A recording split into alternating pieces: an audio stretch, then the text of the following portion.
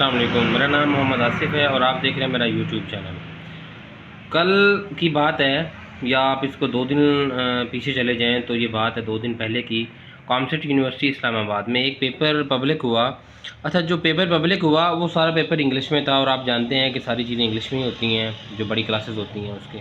تو وہ جو پیپر انگلش میں تھا اور وہ پبلک کر دیا لوگوں نے، تو اس میں بہت زیادہ گندگی لکھی گئی تھی۔